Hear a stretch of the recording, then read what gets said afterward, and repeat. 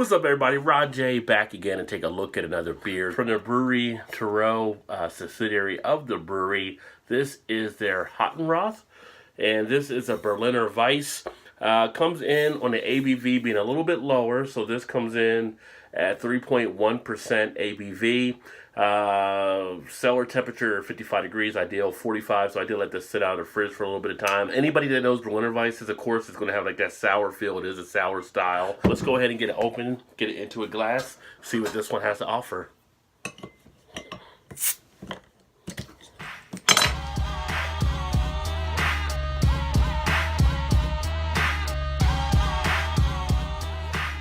So there we go. You can check that out right there. Turn the label there so you can see it. It has a little bit of a haziness to it. Not seeing all the way through clear to the other side. Definitely some murkiness there. But color-wise, pretty much a straw-like color. Very light on the SRM. Got a lot of carbonation. I mean, it is really streaming up the glass if you can pick up some of that here on the camera. I can even hear some of the fizz going down as you're watching it right now dissolve. You can really hear that fizz coming out of the glass as well. So very quickly, as you saw there, the head does dissipate on this one.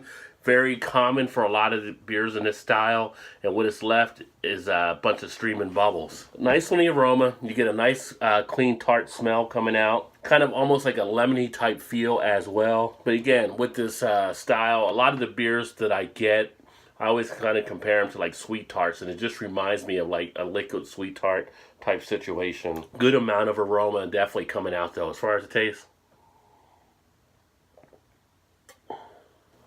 carbonation is really ramped up on this one. You feel a nice puckering sensation with it. Now you do feel that lightness of the beer. Does have a thinness in that quality as well. But as far as having something of a refreshing part of it, it is a nice, refreshing, thirst quenching situation with this beer here. A little bit of sting to the tip of the tongue, but very crisp on the back end.